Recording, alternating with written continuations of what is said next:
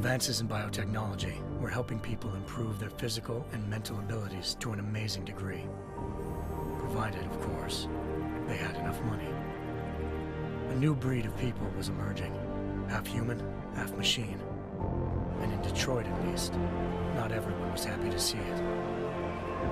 I'd just landed a job as head of security at Sarif Industries, a cutting-edge biotech firm. David Sarif himself handpicked me for the job, said he needed me to keep his people safe. My ex, Megan Reed, was one of them. Brilliant neuroscientist, Megan had found a way to make augmentation safe and affordable for everyone. All she had to do was present her research to Congress. But the night before her big meeting, my security measures failed. A team of Black Op mercenaries stormed into Sarif headquarters, massacring everyone in sight. 3 of the mercs were heavily augmented walking tanks. Their mission? Take out Megan and her team. I tried to stop them, but their leader tossed me through a plate glass wall. Last thing I heard as his bullets slammed into my brain was Megan's dying scream. I should have died with her. Only I didn't. High-end military-grade enhancements saved my life. The best augmentation Sarif's money could buy. It took me half a year to get a feel for her. Should have taken longer. But 6 months into my recovery, Sarif Industries was attacked again. This time, by a radical group of pro-human purists. Violent, militant, and fanatically opposed to human augmentation. They claimed to be members of Humanity Front, a non-profit organization that wanted the UN to limit biotechnology research. The thugs broke into Sarif's factory and found machinists working overtime on a top-secret military augment called the Typhoon. Sarif sent me to retrieve it, and when I did, I found one of the so-called purists next to it, wired with cerebral implants, trying to download its classified specs. Obviously, something more was going on. The AUG killed himself before I could question him. Sarif ordered me to dig deeper, so with the help of Frank Pritchard, Sarif's head of cybersecurity, I did. Turns out a second hacker had been controlling the AUG's actions from somewhere off-site. Pritchard and I tracked his signal to a secret FEMA internment camp in Detroit. The Black Op mercenaries were there. The same mercs who'd left me for dead 6 months before. Figured they'd try again when they saw me. It wasn't so easy for them this time. I took out the tank named Barrett, even got him to give me a new lead. A penthouse apartment in China. Of course, we both knew it would be a trap in the end.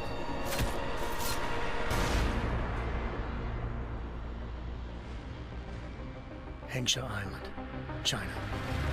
Home to a city so crowded, they had to build a second city on top of it. Trying to find clues in Hengsha wouldn't be easy. Lucky for me, I wasn't alone. Farida Malik, Sarif Industries' ace pilot, had lived in Hengsha before. A good person to have on your side. She knew enough about the place to get me around. Malik dropped me in the lower city, close to the penthouse Barrett had told me about. Bell Tower Associates, a private security firm under contract to the Chinese government, had agents tossing the suite when I arrived. Just not for the reason I'd been expecting. Turns out the man who lived there was a criminal hacker named Van Bruggen. The same hacker who'd been remotely controlling the AUG in Sarif's factory. Van Bruggen's panicked decision to force the man to commit suicide had been a mistake. Now his mercenary partners were gunning for him, and I needed to find him before they did. Locating Van Bruggen meant playing nice with the Triads, Hengsha's organized crime lords. They had the hacker holed up inside a low-rent capsule hotel. By the time I found him, Van Bruggen had no qualms giving up the woman who hired him. Zhao Yunru, president of the Taiyang Medical Corporation. According to Van Bruggen, Zhao wanted to monopolize the augmentation industry and had hired Black Op mercenaries to destabilize her competition. Sarif Industries was at the top of her list. To prove this, I needed to get inside TYM and grab a surveillance hologram off a server. I suspected Van Bruggen was hiding something when he told me this, but nothing could have prepared me for what I saw. Megan wasn't dead. She and her 4 best researchers had been kidnapped, spirited away somewhere while their kidnappers made it look like they were dead. Desperate to learn more, I confronted Zhao in her penthouse. She claimed to be a pawn in a bigger plan, and hinted at a group so powerful it controlled global interests at a whim. Then she slipped into a panic room and hit the alarm, forcing me to make a very quick exit. I figured Zhao was lying, but part of her confession made sense. David Sarif had been worried about his people.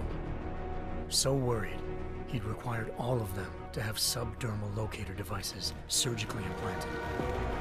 The GPLs would have been broadcasting the day of the attack.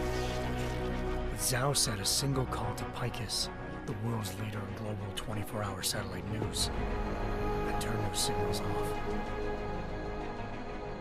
I needed to fly to Picus headquarters in Montreal if I wanted to learn more.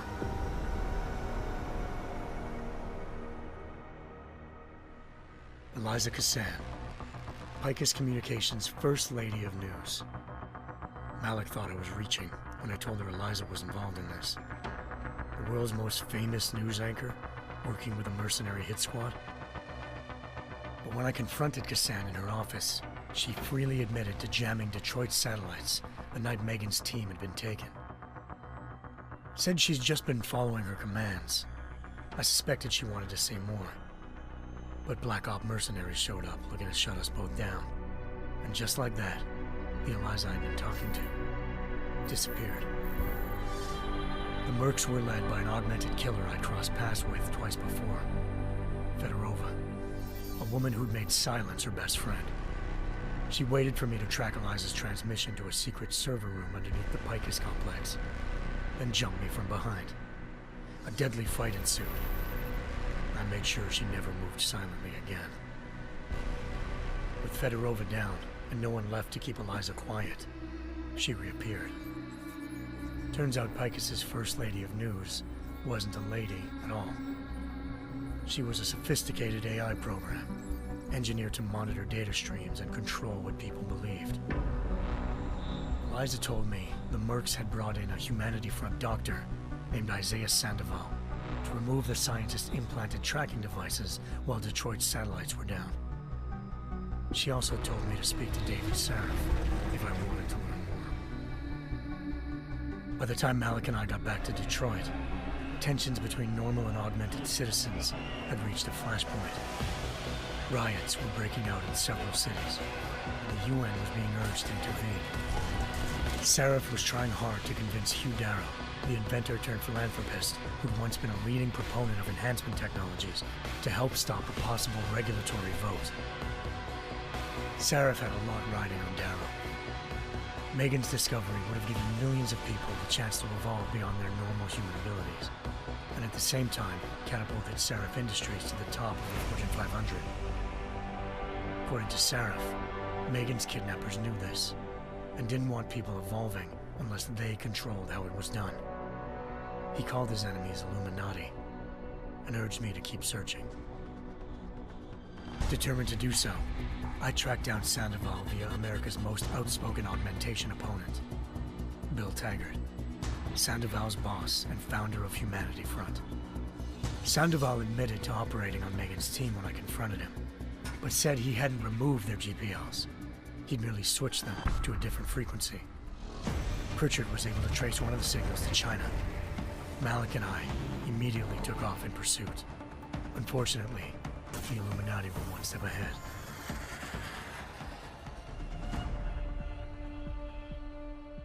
Ambushed.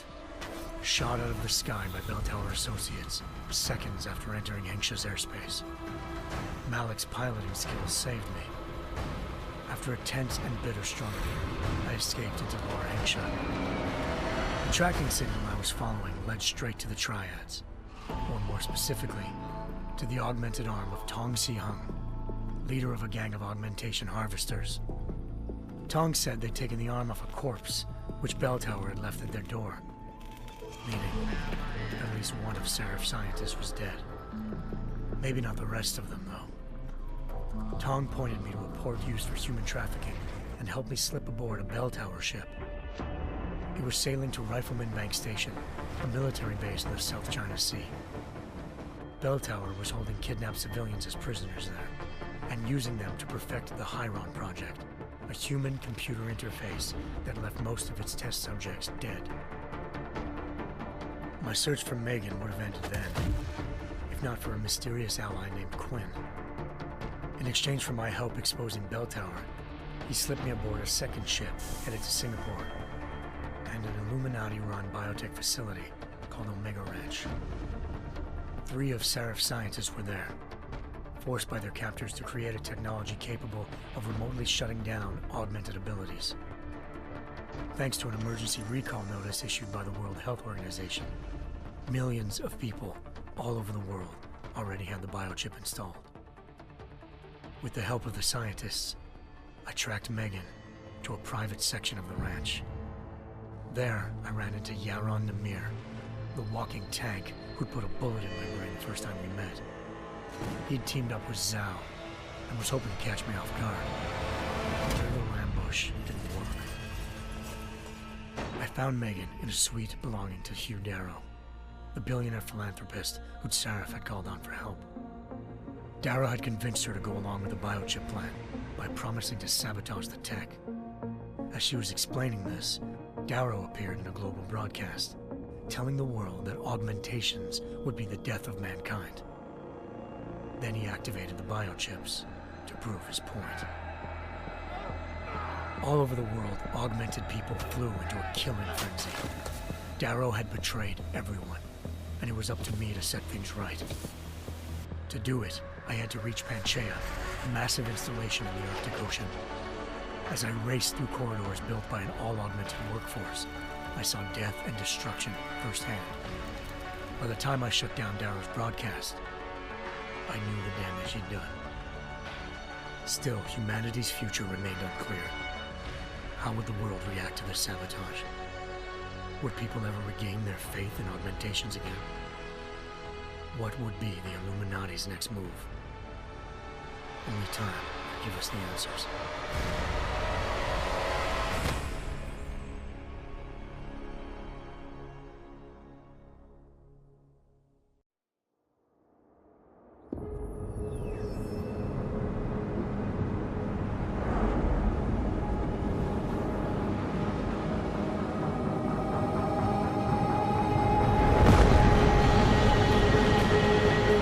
I once thought I could save the world. Now look at it.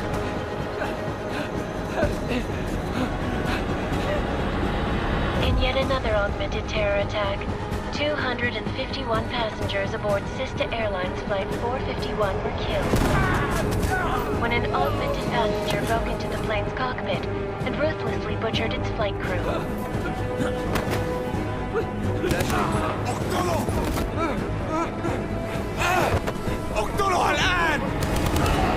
Details recovered from the black box recorder suggest that the man may have been suffering flashbacks to the AUG incident. That horrible day 2 years ago when augmented people all over the world flew into a psychotic killing spree, causing the greatest loss of life in recent history. Sometimes, you just have to let go and embrace what you've become. Not gonna go all wonky on us now, Hansa, are ya? Well, if I do, McCready, I guarantee you'll never see it coming. Agent Jensen! Am I gonna have a problem with you? No, sir. No reason to assume you would. Good, because you are the only augmented operative on this team, and I intend to make good use of you. Listen up, all of you. We got a sandstorm barreling down our arse and we can't afford to make mistakes. We're going after this man, an arms dealer named Shepard. He's ex-Bell Tower, one of the Special Forces commanders who disappeared during the incident. And he's come out of hiding. That cannot be good. It's not. He's selling weapons and military-grade augments to terrorists. This is Aran Singh, the undercover agent who lured Shepard out of his hole. Best you see Interpol's got. For 3 years he's worked hard to get in tight with the Jinn, an Iraqi smuggling cartel that's infected the Eastern Hemisphere like a plague. Last week, our arms dealer sent a message to the Jinn, offering to sell them a shitload of black market merchandise dirt cheap. They told Singh to handle the buy. They're not gonna like it when Interpol disrupts their party. Singh's cover really that good? It is right now. We need to keep it that way. This is where the deal's going down. A half-finished high-rise hotel that's been abandoned ever since the incident. It's not a pretty picture inside. Let me guess. Most of the laborers were augmented with heavy-duty industrial rigs. So when the incident hit, and they all went schizo, things got gruesome real fast. And no one, except for some homeless junkies, have been inside the place ever since. So what's the plan, Director? Singh's meeting Shepard on the ground floor, inside the hotel's main atrium. He sent the bulk of his Jinn crew to the penthouse levels to secure a vantage point. I want McCready's team to take up positions overlooking the atrium and make the arrest. Jensen, you're going in solo from the roof. My objectives? Keep the Jinn from joining the party. As far as we can tell, only one route connects the atrium to the penthouse level, a halfway decent elevator shaft. Here. I want you to block access to it. Fine. Just cut me loose. Do you plan on relying solely on your augments for this one? I'd recommend taking a little hardware, just to be sure.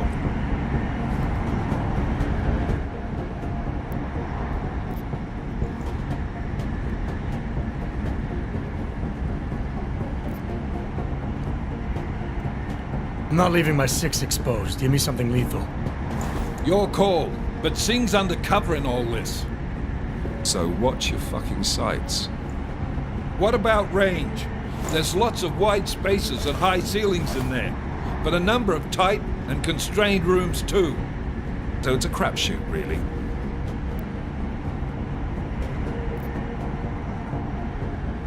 Well, I'm not looking to play dice with anyone in there. Give me something with distance. Your call. Less chance of being seen and compromising Singh that way. One last thing, Jensen. Singh said the Jinn are using some sort of portable Wi-Fi device to boost communications. He's got a better chance of maintaining cover if you disable it. We'll keep an eye out for it. But aren't we on the clock here? You said there's a sandstorm moving in. There is, and we got the intel on this mission at the very last minute, so we're scrambling a little. If it comes to it, your number one priority is keeping the Jinn out of that atrium. Copy that. Time to put away your heavy thoughts, gentlemen. We're approaching the target building. You're up first, Jensen. Let's do this. Task Force action. This is Knife Leader. Engage Hush drives and descend to Angels 1-5.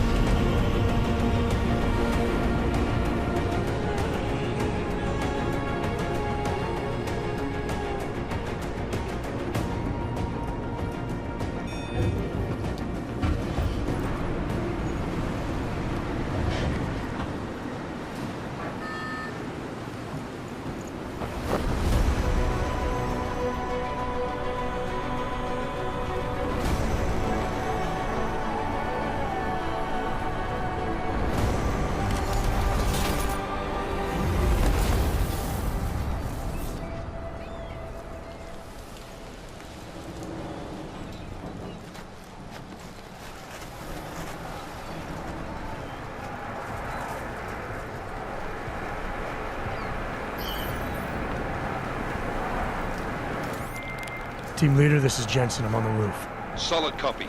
Move into the building. The access route you need to block is at the far end of the penthouses. And keep in mind, the direct route might not be the easiest one. Roger that.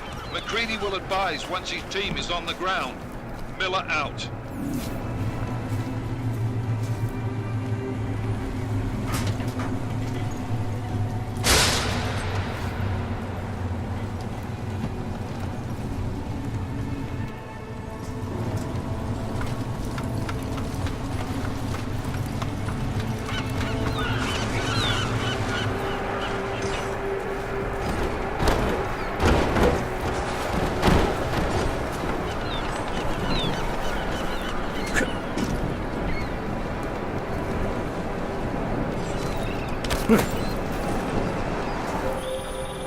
Jensen, we're moving through... Oh, fuck! What's wrong?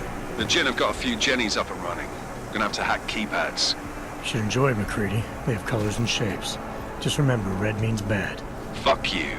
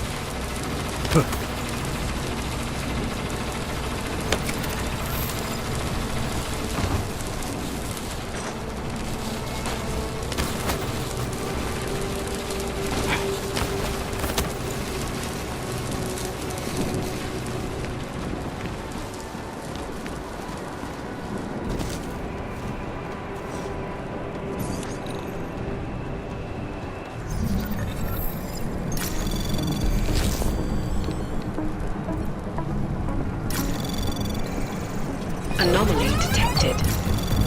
Trace program initiated.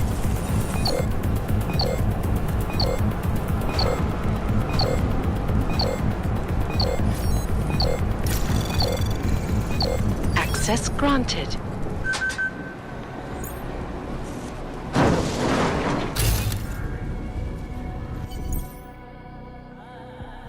Damn squatters.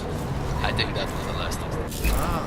احنا ما بدنا احد تاني يحط هذه العملية في خطر قبل ما يصل تاجر الأسلحة. I'll do another sweep on the attic, just to make sure. علمني إذا أي شيء بين.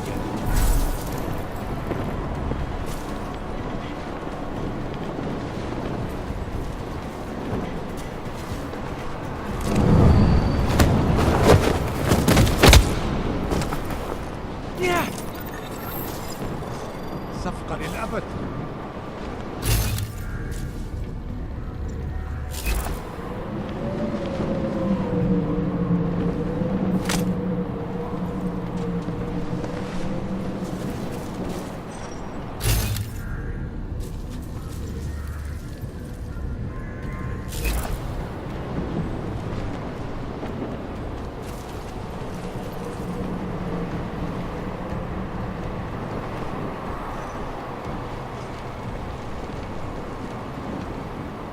في شيء غلط بالمكان هذا.